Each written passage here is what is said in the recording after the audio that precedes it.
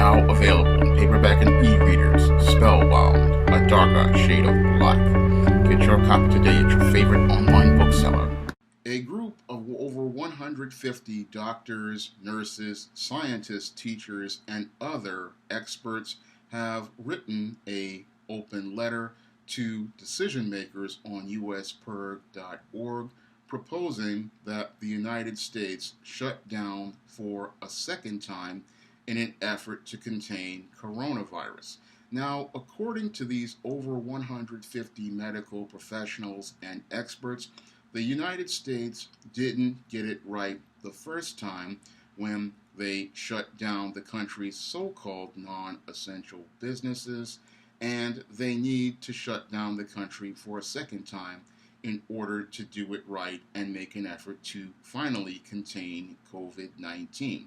Now, when I take a critical examination of what this letter is proposing, I see a letter that really does not understand the overall dire situation as related to the big picture. Now, yes, the COVID-19 pandemic is a major crisis, but the approach we used has already proven to be a failure.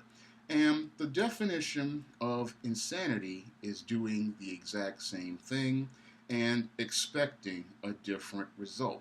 And making an effort to shut down the country for a second time, I believe, would do more damage to the country and further spread COVID-19 throughout the country in the aftermath of the devastating economic damage which would be done to the country with a second shutdown.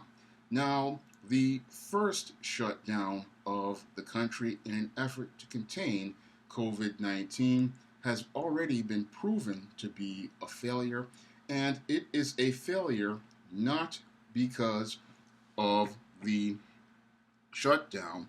It is a failure because the theory of being able to flatten the curve has been disproven.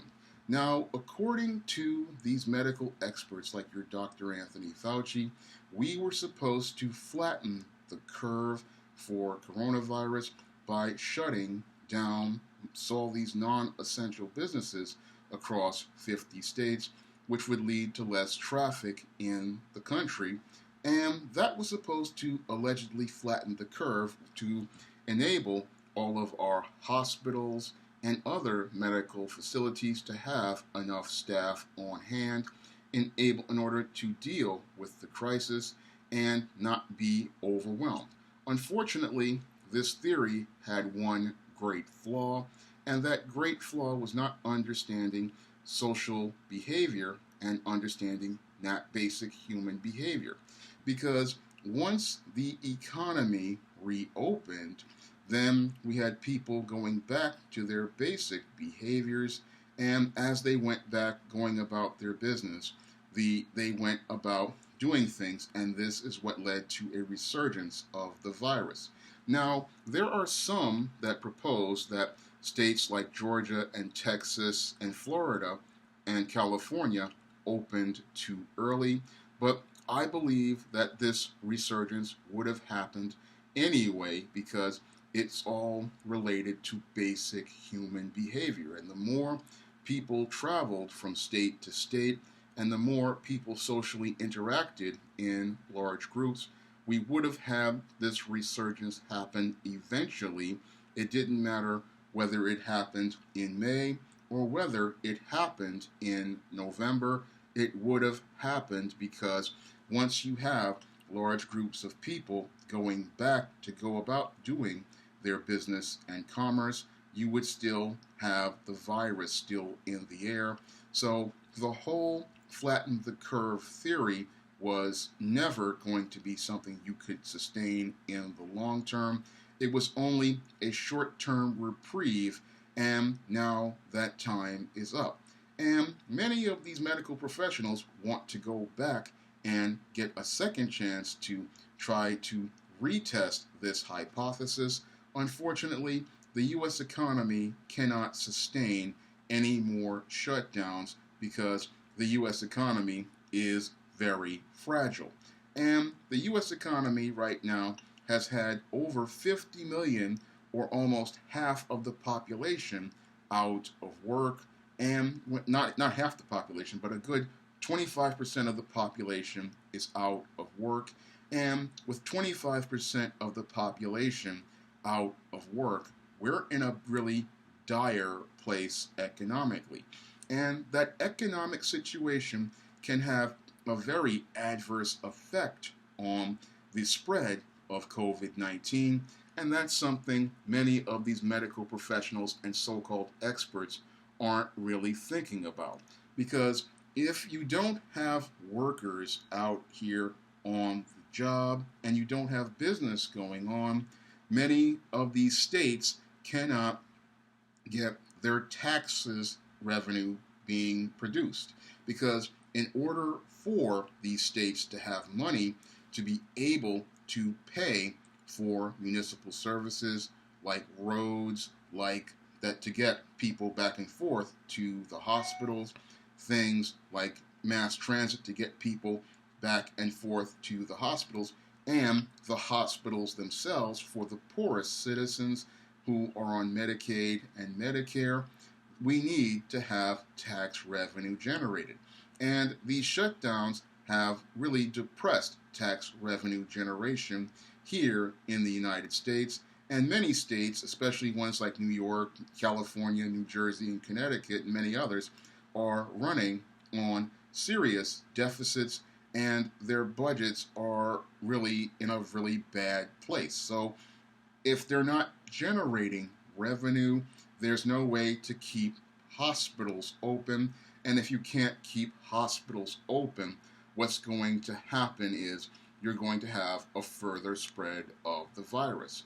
Moreover, if you have things going on with the courts, like evictions, which is proposed to go on right now, you're going to have a further spread of the virus because you're going to have an increased homeless population due to people being evicted from their homes and more of those people out here spreading the virus. So this proposal of shutting down the country for a second time, as I see it, would do far more damage to the country, because if we do not have the economic infrastructure to generate revenue in order to pay for things like medical services and health care for the low-income individuals on Medicaid and Medicare, and the ability to pay for the health insurance of all of those working Americans, because in order for those working Americans to get health insurance, they still need to have a full-time job. And if they don't have a full-time job, they don't have medical insurance.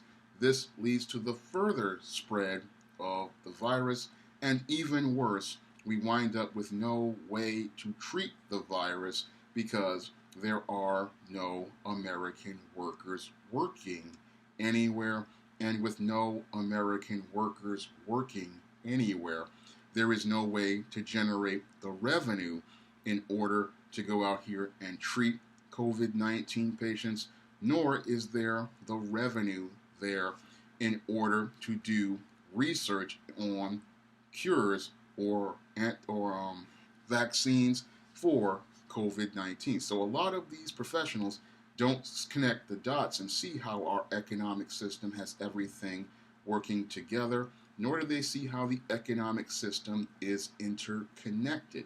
And because they only see their part of the economic system, of the medical system, they don't see how the economic system impacts the healthcare industry, and they don't understand that you need the American economy to function in order for the healthcare system to function.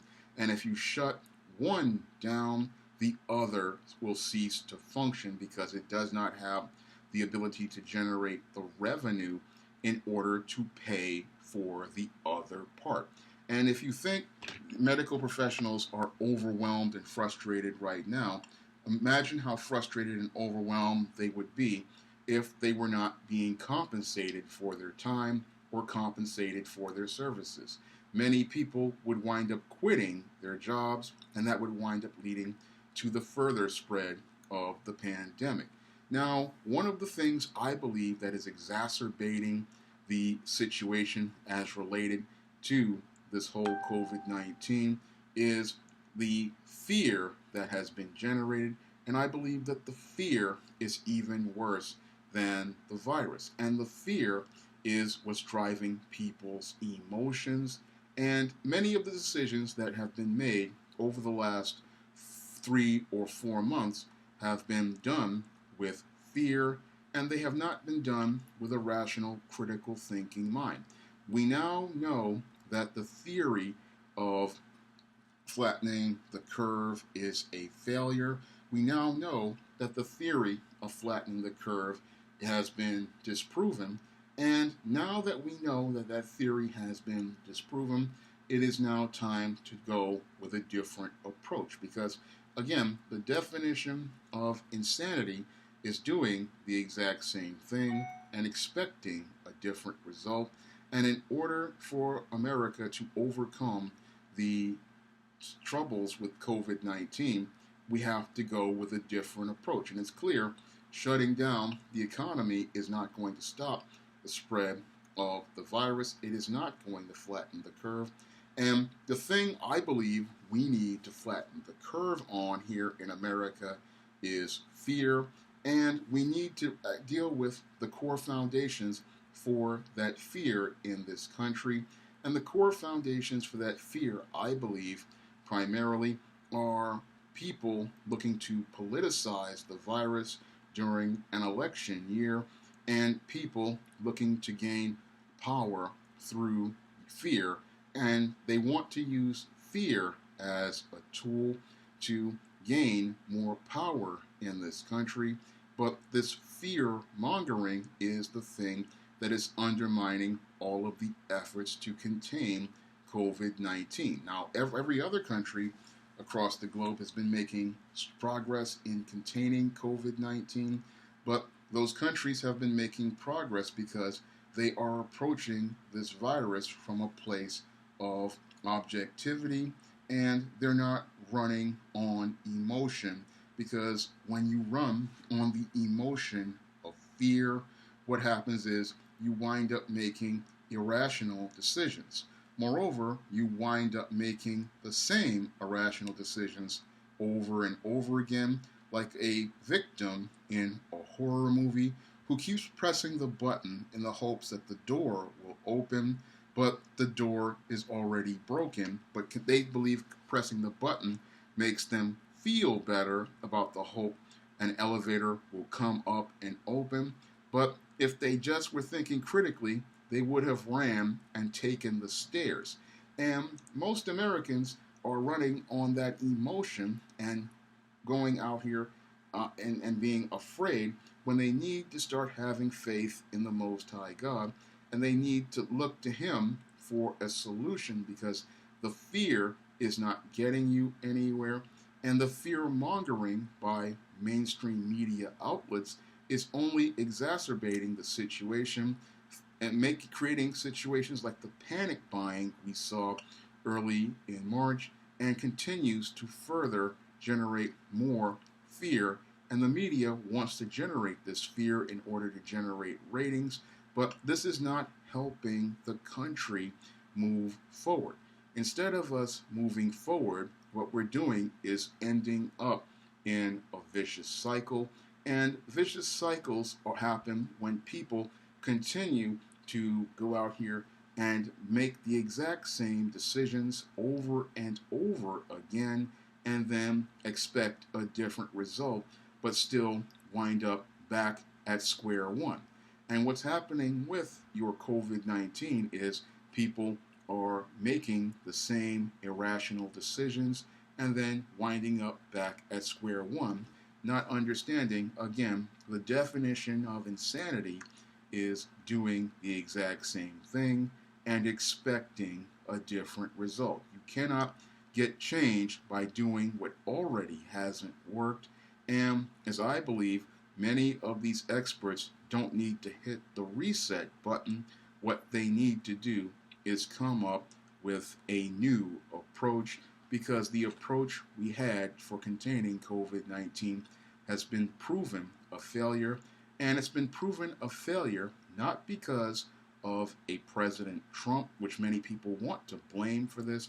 It is due to we, the people, looking to run on our feelings with fear, our medical experts running on fear, and many of the American people not wanting to think critically about things and not looking to really deal with critical thinking at all. People are running on feelings, and you cannot, again, shut down the country, because if you shut down the country a second time, you would wind up with an economic collapse, and that economic collapse would lead to the further spread of COVID 19, and even worse, we would not have a medical system or a healthcare system capable of handling the load, which would already exacerbate the situation we have right now with these overwhelmed hospitals. Imagine a country where there are no hospitals because the economy has collapsed, because things like PPEs and ventilators cost money to run, and you don't have any money to buy those things. So what you're doing is making it worse, and your attempts to solve the problem come from the same place that as a person trying to fix something they don't know about, they're trying to fix it, but they break it even further. And these efforts to call yourself proposing that you shut down the country would break the country even further. And some of the ideas proposed in this open letter make absolutely no sense. Some people have proposed, oh, we're going to shut down all of the interstate commerce, which is something that the president wouldn't be able to, could do, but would be ridiculous because it would hurt the economy, and it would hurt the way people would eat in this country, because if we don't have ways to keeping interstate commerce going on, there's no way to get food for people from one part of the country to another. And other proposals they have really don't fit, because they are things that the states are in control of. These are powers given to the states by the 10th Amendment. And these are things that a lot of people don't understand about our country. What they complain about, oh, the decisions were fragmented, but that was due to the way our states have rights, because the president can't open the economy. Each of the states chose to open their own economies on their own time.